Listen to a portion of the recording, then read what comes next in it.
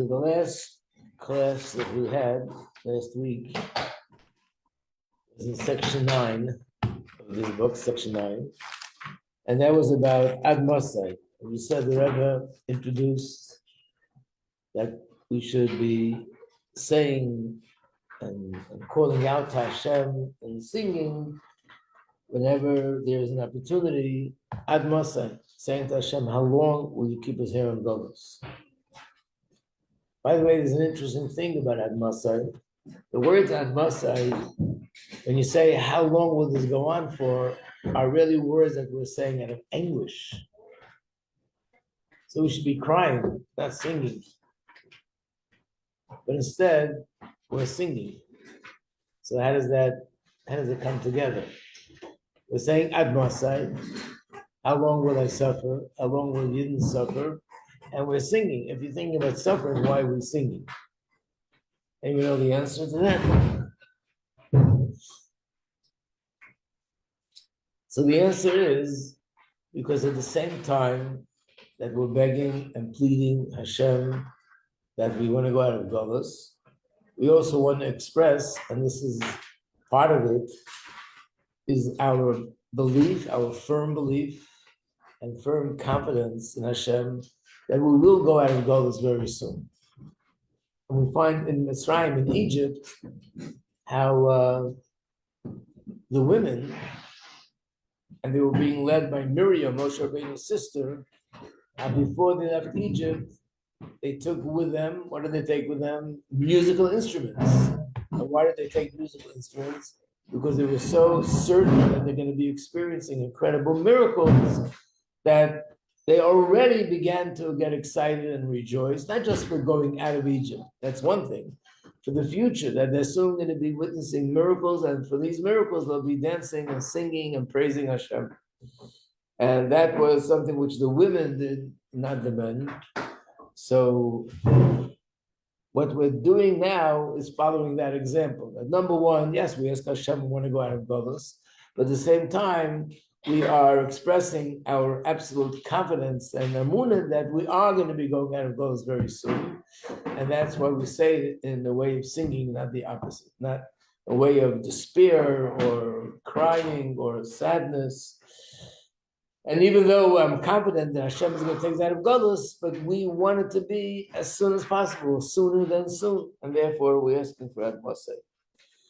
So the first page in this section was with all the questions people had and challenged this whole idea. Why do you say it? And why do you say this? And why do you say it loud?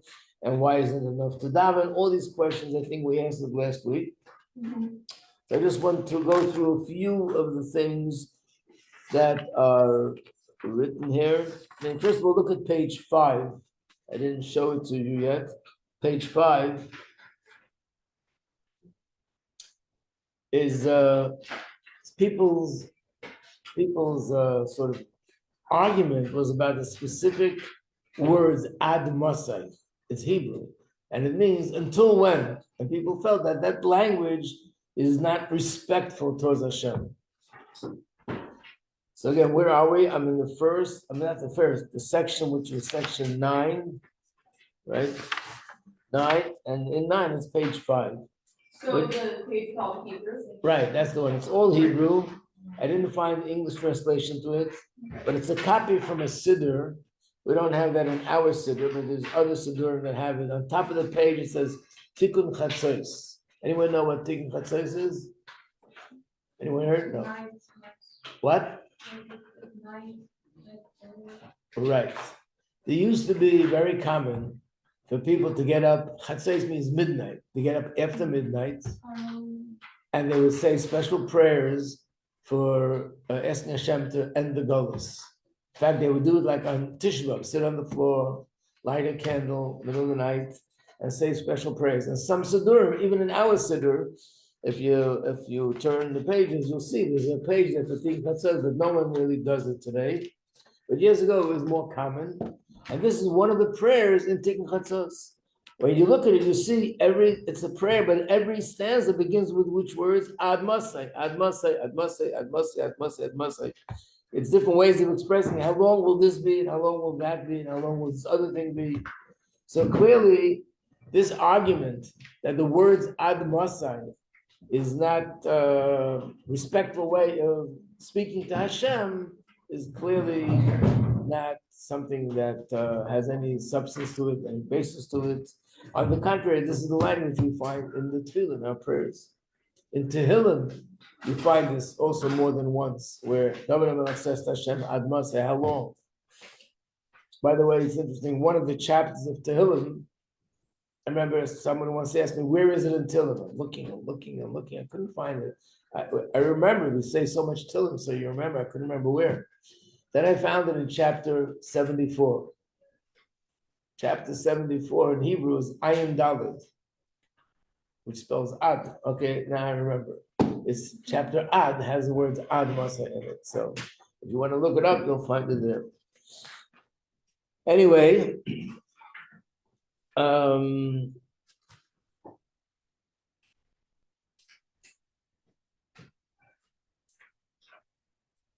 this is from that book called Yearning for Redemption. This is a part, I mean, the book which is called From Exile to Redemption. So as a section, all about this, I guess, things the Rebbe said about the importance of yearning for Mashiach. But I'm just going to point out to a few. Let's look at page 8.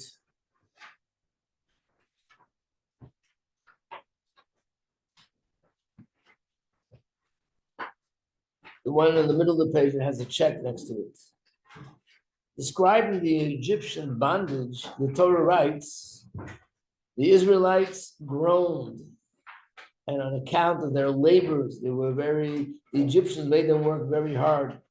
And they were moaning and groaning because they were beaten and they were being persecuted and they were being whipped. They cried out, and their pleas on account of their labors went up before Hashem. And after that it says, and Hashem sent Moshe to take them out of Mitzrayim, which means that Jews should cry out to Hashem because of their long exile, beg Hashem to take them out. They should argue that they have already completed their tasks, as is hinted in the word, and even in the Chumash. They groaned on account of their labors.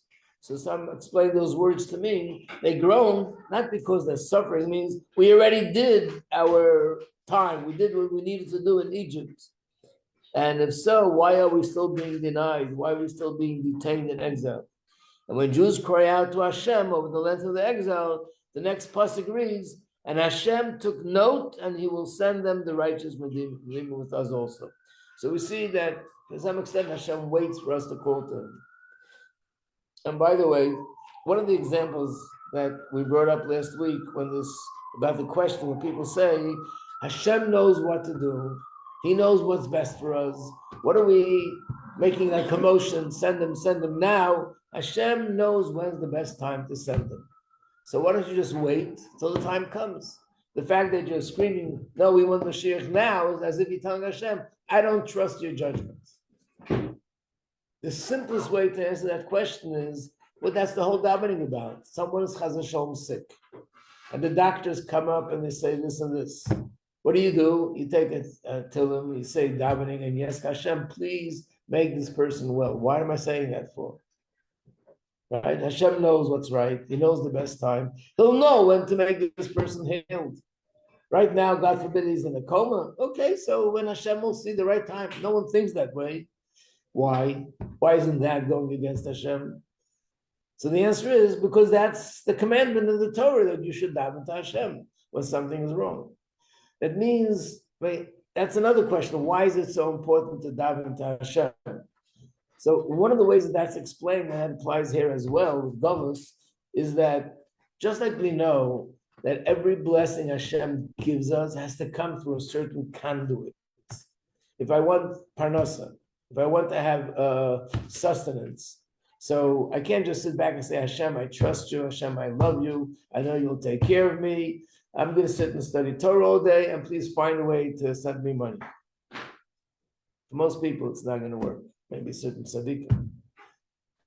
What do I have to do? I have to get a job. I have to go on an interview. What do I have to waste my time on all these things where it's not these people anyway that are giving me, it's Hashem giving me money.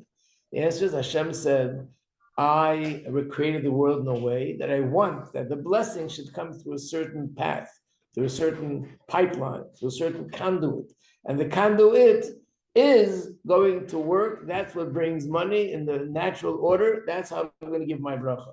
If a person is sick, you can also do the same. I'll give tzedakah, I'll daven, make mashaberach, I'll say tillim, and Hashem, you bring the healing. Anyway, when you go to a doctor, it's not the doctor, it's Hashem. So the answer is no, Hashem wants the blessing of healing to go through a doctor. And if there's a chas v'sholem, a threat of an enemy, the Torah wants us to have an army, to have a good army and a strong army, and the army should fight the enemy. What do we need all this for? Anyway, it's Hashem. Again, Hashem wants this blessing of defeating the enemy to come through the natural order, which is an army.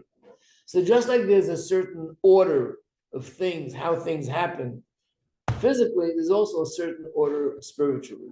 The spiritual conduit, the spiritual pipeline to get Hashem's bracha is prayer, is davening. When I daven, I create a vessel, I create a conduit, and through that, the bracha comes. So therefore, even if the bracha is meant to happen, Hashem will give it to me after I daven and I ask for it. And the same is with all the other things. It's when we're asking for help, we're asking for sustenance, not going against Hashem's will. Hashem wants us to daven. He wants to give us the bracha. And he told us, this is what you need to do. This is what I need you to do in order to get the bracha. So please do it so I can give you the bracha. And therefore, same with Geulah, Hashem wants to hear from us, and we're davening, we're asking him to end the Geulah, and that will bring the bracha of ending the Geulah. What about the What about what? Avrechim? In Israel, it's very popular that the men not go to work or they take the kollel, and the rabbi tells them it's the bracha. Like you see them to learn all the day. This is the bracha, and the little money that you get, it's enough for everything. Right. I mean, I'm not going into the political end of it, but the general principle is that by Yidden, both things are necessary. Like we said, you have to go to a doctor and you also have to daven, right? The daven brings the bracha and the doctor brings the bracha. Same thing with a war. We have to go to war, but we also have to do spiritual things that protect us. And one of them is people learning Torah. So if every single young man in Israel would be learning Torah, it would have to divide it. This group goes to war and this group learns Torah. Unfortunately, most people don't learn Torah. So from our perspective, I'm not saying that what they're doing today is right. Maybe now it's different, it's a war. But the idea that there are certain people that they should be studying Torah and that'll bring a bracha, that those who are fighting should be successful, just like the soldiers know that tefillin is protecting them, tzitzis is protecting them, tzedakah is protecting them, we're davening, the whole world is davening for them, that protects them. Learning Torah in Eretz Yisrael is also protection. So I guess people who don't recognize that can't understand why you, it's like going to college. How could you go to college when we need soldiers? But if they would understand that the learning Torah is what brings Hashem's bracha, they would look at it differently.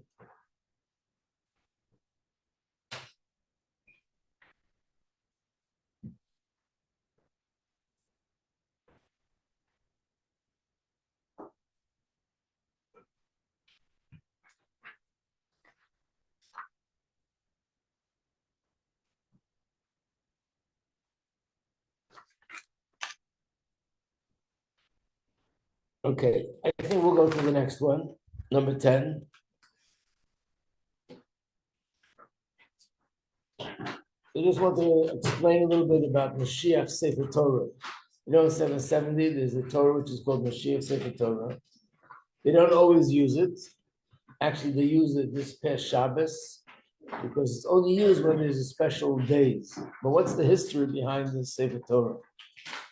So let me first tell it to you, then show you some of the things inside. In 1941, the Friedrich Rebbe announced, yes. So is it small? No. No. A big one.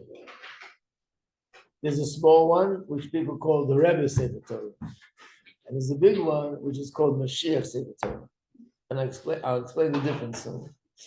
So Mashiach Sefer Torah in 1941, the Frierdiker Rebbe said and announced on Simchas Torah that he wants to write a Torah scroll, and it should be written specifically with the intention that with this Torah, we're going to greet Mashiach. And he actually set a date when they would be start the writing. The date was the 20th of Cheshvan, which is the birthday of the Rebbe Rashab, the Frierdiker Rebbe's father.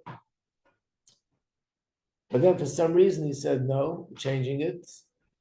And it was done many months later. It was done on the birthday of the Rebbe Maharash, which is the Frierdiker Rebbe's grandfather. And not only that it was done on a different date, it was also done differently. It was also done quietly. Like it was all done in privacy. Not too many people were there. And one of the reasons for that is, it says that one of the differences between the first set of luchos and the second set, Hashem gave us the Torah and the luchos with the two tablets twice. The first one was given. What happened to the first one? They were broken. And they were broken by Moshe because he didn't worship the golden calf, the Egel Hazov. What about the second one? The second one was never broken. That's complete. And by the way, in the Aron, which is now buried somewhere under the Beis Hamikdash, they're both inside that Aron. The set of luchos, the first one and the second set. But the first one is complete and the second one is broken. So it's brought down that the first set was given with a lot of commotion. There was fire and there was smoke and there was thunder and there was lightning and there was a big commotion. The second one was given quietly. So it's brought down in many places that the first one, which was given with a lot of noise, that didn't last, that broke.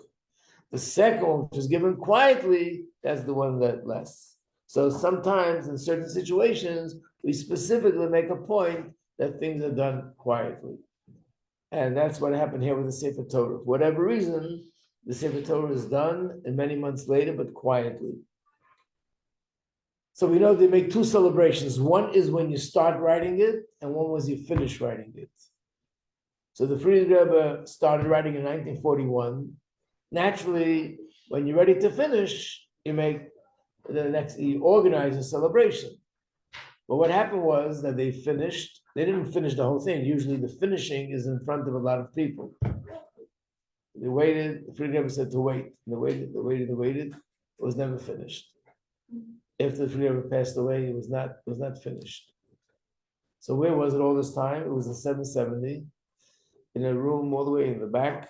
By the way, that room today is being used as the Yichud room. When there's a Chassan and Kala, after the Chuppah, that's the room that they go to. There's a library there. And the Sefer Torah used to be sitting there. And the Sefer Torah was unfinished parchment. Now, when you leave parchment standing and not finished, it could get, it needs air. It needs to be aired out. Otherwise, it can get ruined. So the previous Rebbe's secretary, his name was Rabbi Simpson, would come every month, call one of the students of yeshiva, and they would scroll the whole thing from beginning to end, so it should air out, and put it back. And that was the way it was. 1951, 52, 53, 55, 60, 61, 63, 65, 1970, a few weeks before Yud Shvat, which is the yahrzeit, the day of passing of the Frierdiker Rebbe, and it's the day that the Rebbe took on leadership. The Rebbe said, okay, now the time has come to complete this Torah. And that's when they completed it. It was a big celebration. It was on a Friday afternoon.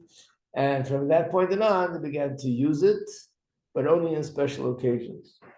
And that's the Mashiach Sefer Torah. Now we understand that if a Rebbe comes out and says, let's write a Sefer Torah to greet Mashiach, and he came out with it in 1941, why not before?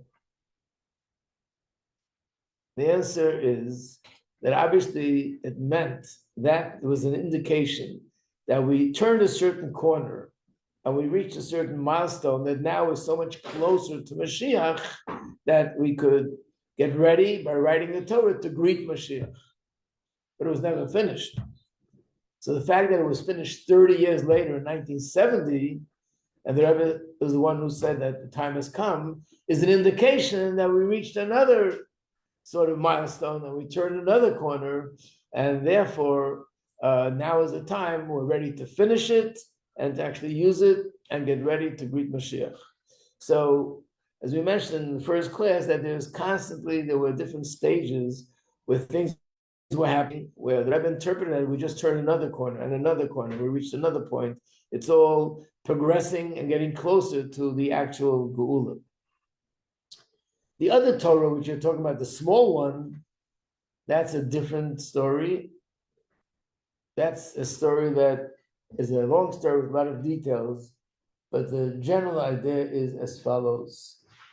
There were two brothers, and these two brothers, they were children of a very big tzaddik, whose name was Pinchas Koritzer. And this tzaddik wanted to write a Torah scroll, a small one, and was ready to make the celebration for it. One of his chassidim, who was a wealthy chassid, donated the sticks for the Torah scroll, but he lived far away, so they had to send it. In those days, things were not like today, so it took very long for it to arrive, and he didn't want to wait. He had a certain date that he wanted to finish his Torah scroll, so they finished it without. It's called Eitz Chaim. These sticks are called tree. It's like the word the tree of life. It means the wood of life, Eitz Chaim, because Torah gives life. So he just put it away. He didn't use it. But he said that one day these sticks will be in the hands of a very big tzaddik. So in the family, they had it. He had it. His children had it. So these two brothers, which are his children, obviously they had it in their possession. Now these two brothers were known that they owned the Slavita pressing, Slavita press, which means they published Torah books in the city of Slavita. That was the place years ago in Europe where they published a lot of books, Torah books, Hasidic books. And in those days, the movement, which is called the Enlightenment movement, the Maskilim, Haskalah, this was the movement which was like the reform movement as it started then, were really fighting everything that they can to uproot like real from Torah mitzvahs. And one of the things is not to allow that we should be able to publish Torah books. So being that he was the publisher and he's the one who had it, so they did, unfortunately, what was done many times. They filed false accusations against him, that he did terrible things against the government. And on that account, they were both arrested. And the verdict was that they're going to have to be in jail for 20 years. And before they go to jail, they're going to have 1,500 lashes, which means with a whip, to be whipped 1,500 times. How did they do that? They lined up 500 soldiers, and they had to go through this line 3 times, and every soldier just whipped them as it went through. A lot of people who had that punishment never survived. They died in the middle. These two, they survived. I think it says they were in a hospital for a year after this. They needed a whole year to recover. And after that, they went to the jail. And one of the two brothers, as he was walking with his hands tied behind his back, and he had no shirt, and they were whipping him, his yarmulke, his kippah, fell off. What did he do? He stopped walking. Stopping to walk, you're endangering your life. But he didn't want to walk without a yarmulke. And for some reason or other, Hashem helped that the judge told him to stop. He personally walked over, picked up the yarmulke, put it on his head, and he continued. While they're in jail, someone gave them, sent for them to have in jail a little Sefer Torah. Because it was the jail, was small. But another thing, the jail, the conditions were not appropriate for a Torah scroll to be there. In those days, they didn't have toilets with a plumbing system like today. So they had a bucket that had all the garbage in it, and it's not appropriate to have a Torah there. So the Torah scroll wasn't sewn together, just pieces. So on one hand, they had what to learn from. On the other hand, it wasn't a Torah scroll according to halacha, so it was okay to be there. When they came out of jail, and they came out alive, it was a big celebration. they took those sticks that they had from their father and they sewed it together to this Torah scroll. And they had a Torah scroll now, they used it. So this Torah scroll sort of embodies in it unbelievable Mesiras Nefesh for Torah mitzvahs. The last name was Shapiro. So this family passed it down from father to son. And there was a Jew in Israel, his name was also Shapiro from the family. He was going through a very difficult financial crisis. And he was doing business with the Lubavitcher Chassid. And he said to him, if you want, I could buy that Torah scroll for you. And we offer a huge amount of money. So that'll be helping you in your financial crisis. And I'll give it to the Rebbe as a gift. And he agreed. If you look in Igros Kodesh and the letters of the Rebbe, the ones in Hebrew, you see where the Rebbe writes letters to him and thanks him for giving this Sefer Torah. And that's the little Torah that the Rebbe used. He used to dance with this Torah. He used to use it every Monday and Thursday, not on Shabbos. And on Yom Tov, when we read that, when you read this additional part to the Parsha, the Rebbe would also read that smaller part from the small Torah. So this was called the Rebbe's Torah, but they mean the little one. And when they say Mashiach Sefer Torah, it's a big one, very heavy one. In fact, I was once honored to lift it. My son's bar mitzvah, so I was standing there, so I lifted it, and I nearly dropped it because I had no clue that this is so heavy. The parchment in those days was made different than now. The Rebbe was standing next to me, and the Rebbe went like that to catch it. Baruch Hashem, it didn't happen. But it's parchment from the olden days, and Friedrich had certain conditions, what kind of parchment he wants. So clearly that was a stage. I'm going to go through a few things, stages where we saw from the Rebbe that this was a turning point. 1970 was surely a turning point. It was after 1967.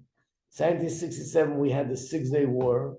And the 6-Day War was an incredible miracle. Besides the fact that it was an incredible miracle, we had a portion in Eretz Yisrael, which is so much bigger than what we had before. We got back the Kotel, we got back Marat HaMachpelah, we got back the Golan Heights. So many things which were clearly not just an ordinary gain in a war, it was all part of the process getting closer to Mashiach. So here, number one, just to show you a few things, page 1 in this section 10. It was before HaKafis, on the eve of Simchas Torah, in the year 5702, which is 1941, the Rebbe Rayatz announced that a Sefer Torah is going to be written especially to greet our righteous Mashiach.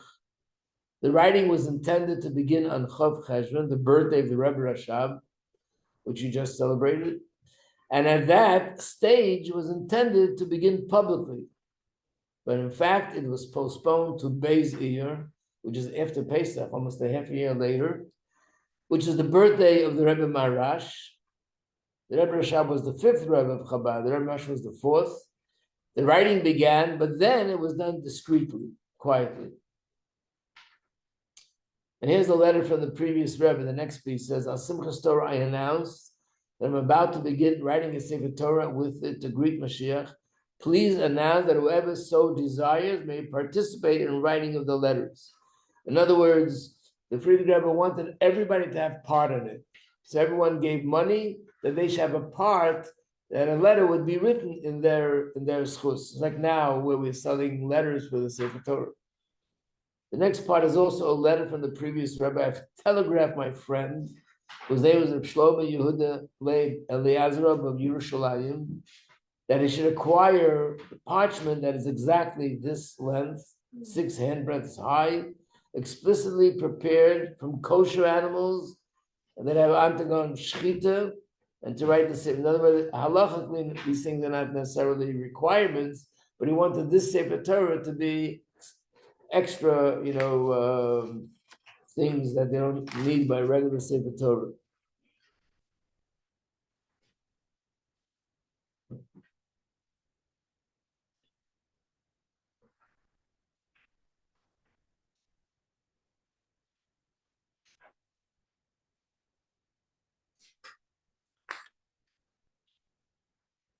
Okay, I want to go to 11. Number 11. Number 11 is another major turning points in sort of chronologically, telling us that we reached another point which we never reached before. The Rebbe said these words, the time of redemption has arrived. What was that all about? So let me give again the historic background. I mentioned it briefly, but in this class, I'll give it now in more detail. There's a country in the Middle East which is called Kuwait. It's a small little country, but it's the richest country in oil. There's another country in Middle East called Iraq. And the person who was the king of Iraq, was the president, the leader of Iraq, was Saddam Hussein, who was an evil, evil person. And his intentions were no different than Hitler, Yimach Shemai. And he was, besides, he was a big anti-Semite. All the Jews who lived in Iraq had to leave. And he, one day, decided that he likes to have the oil of Kuwait. What do you do if you like something? You just go and take it. So he invaded Kuwait, took over the country, little country. He was a country with a lot of military power. That's it, he took over the country. So we live in different times today, and the United Nations, all the countries in the world got together, and they demanded of him to move out, go back home. He wouldn't listen. Then they threatened him that if he doesn't go out, they're going to attack him. This is going on, the negotiations are going on for a while. It began in the summer of 1990. He said, if you attack me, I'm going to attack Israel. How does Israel get into the picture? But he was obsessed with destroying Israel. You know that Iraq is Babylon, right? The ancient Babylon. He had an obsession that he is a reincarnation of Nebuchadnezzar who destroyed the Beis HaMikdash. And he had an obsession that his mission in life is to finish what Nebuchadnezzar started, that he's going to destroy the Beis HaMikdash. And therefore, he had that obsession. And he said that if you start up with me, I will destroy Israel. And not only did he say it, he actually took out missiles, had them on trucks, and they were already pointing towards Israel before the war even began. Well, still negotiations, back and forth, then the war broke out. But once this whole thing started, first of all, if he would shoot missiles towards Israel, that itself was a big danger. The bigger danger is that this was involved other Arab nations and other countries that would get involved, and it could turn into who knows what. So, and this was in the summer. So this is what the Rebbe said when this whole thing started. This was called the Persian Gulf Crisis. A few months later, we had the Persian Gulf War, but this is before the war started, the Persian Gulf Crisis. The first time they ever spoke about it was Rosh Chodesh Elul, Shabbos Mevorchim Chodesh Elul. And the Rebbe was speaking about Mashiach. So turn to the first page in section 11.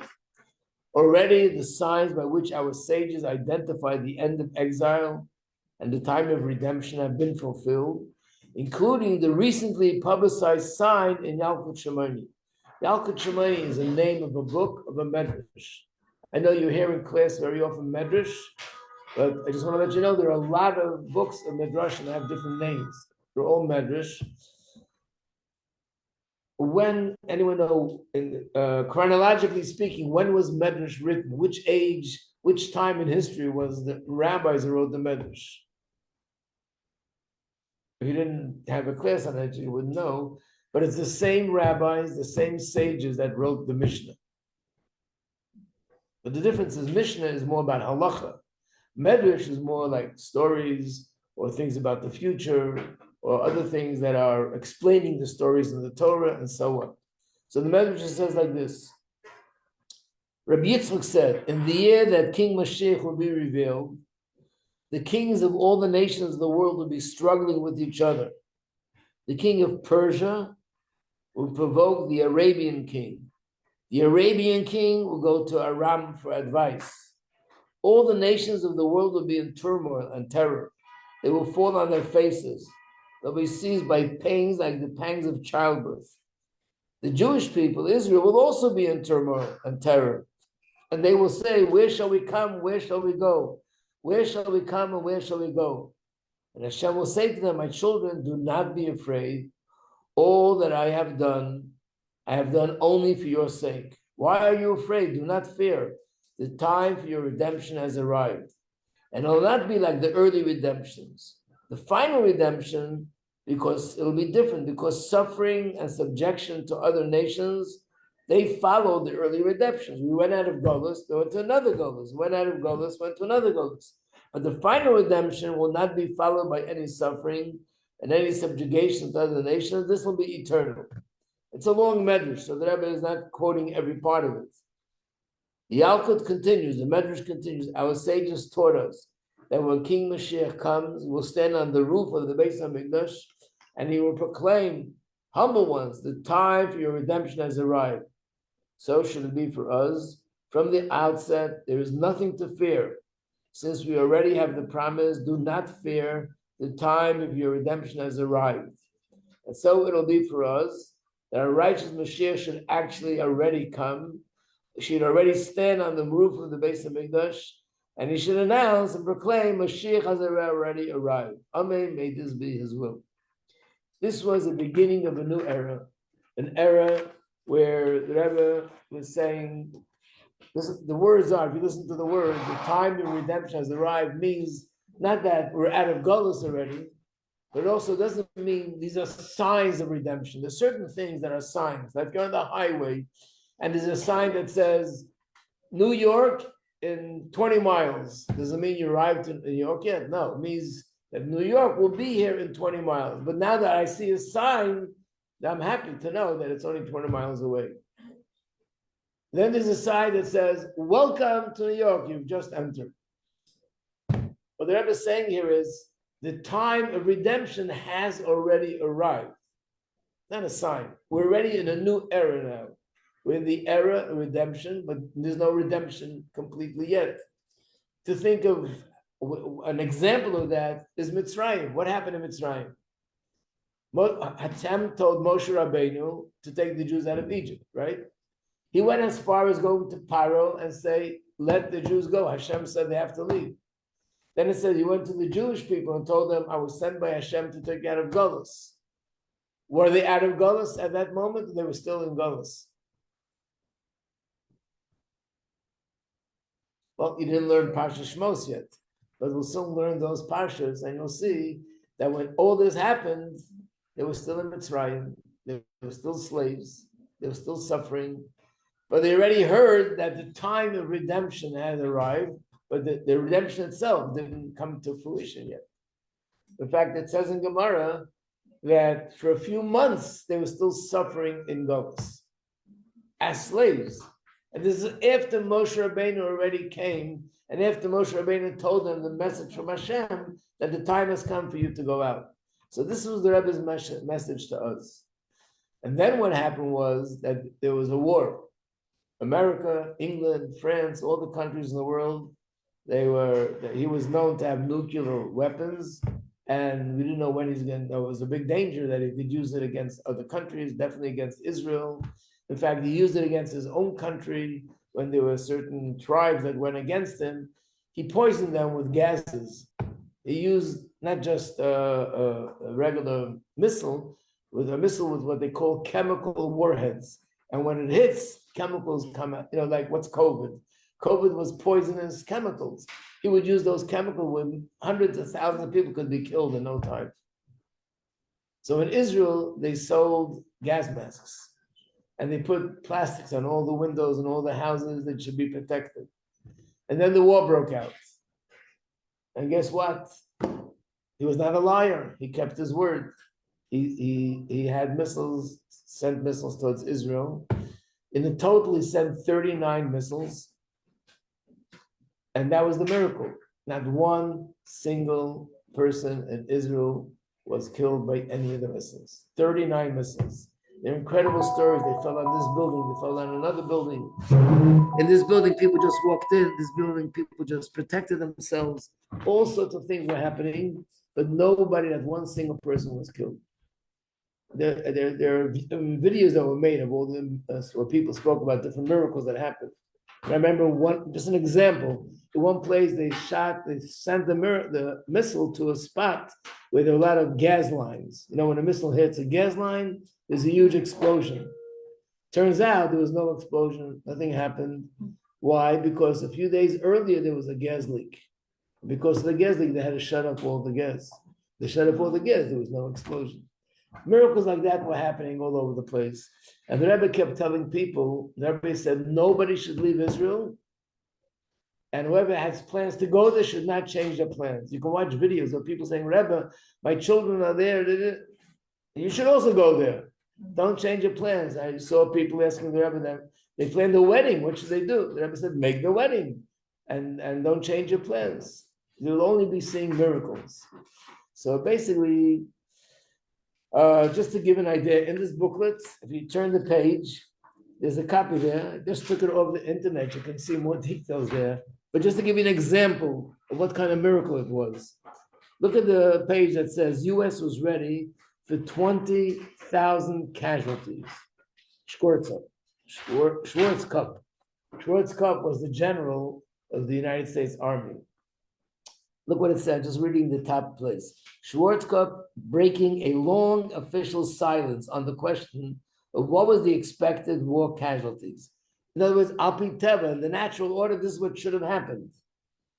He said that he told the Senate committee that at the outbreak of the war, U.S. forces in the region had in place 18,000 hospital beds, 65 facilities staffed by 41,000 medical personnel to handle the expected heavily flow of casualties. He said that 20,000 figure represented a worst case estimate. The number is higher than most private analysis. Estimates of the U.S. casualties and the number of available hospitals, whatever. Then it says, look at the next line, actual American combat casualties was, in 43 days, 147 people were killed, 357 were wounded. Every person is an entire world and it's a tragedy, but you can't compare the numbers of 147 people to 20,000 people. So clearly this was a war, a miracle for everyone, miracle for Israel. And the Rebbe said, in fact, that year was Tafshin Nun Aleph. And Nun Aleph, the Rebbe says, is an acronym for the words, when you go out of Mitzrayim, you'll also see wonders like you went out of Mitzrayim. Niflois Arera, Nun Aleph. And the Rebbe said, these are the wonders that we're seeing now as a sort of a introduction to Geulah. We're witnessing miracles that are related to Geulah. So in other words, with this war, with the crisis and then the war, it was the beginning of an era. And therefore the message the Rebbe gave us then applies now also, because these words apply, that there's a crisis and the whole world is screaming, where should we go? Especially now. I think now it's even more relevant than then. There's anti-Semitism all over the world, in England, in France, in Germany, in Holland, in different countries. We see the anti-Semitism popping out of everywhere. Where can we run? Run to Israel? Is Israel safe? You know, all these kind of fears. But the Rebbe told us everything that's happening is really part of the process of Geulah.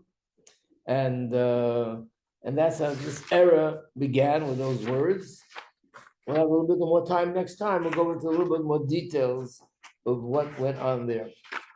But it remains a mystery. Nobody knows why he didn't use chemical warheads. If you look at the next page here, it says that when they took over in the war, when they defeated Saddam, they took away a lot of the computers, they took away recordings, and they have a recording of a meeting which took place just days before the war, where he's telling them about using chemical warheads.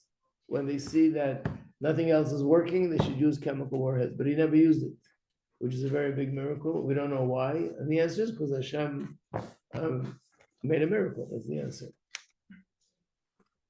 Okay, to be continued.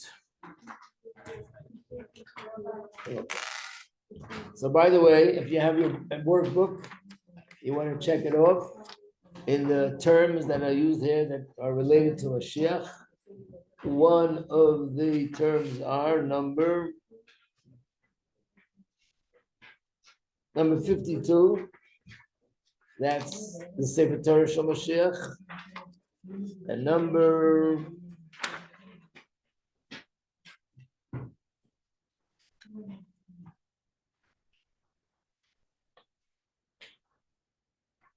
7. Geulah Moshiach, the time of your redemption has arrived. And number 14, Ad Masad. Yeah, should have told you before, but all these things, we'll go it over again. Okay, have a good day, everybody.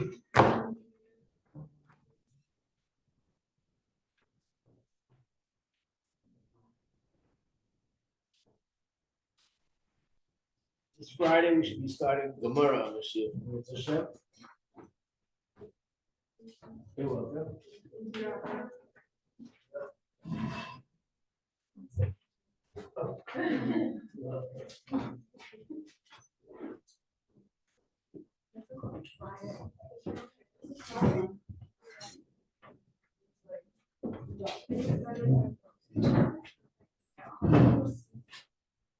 We never seen snow.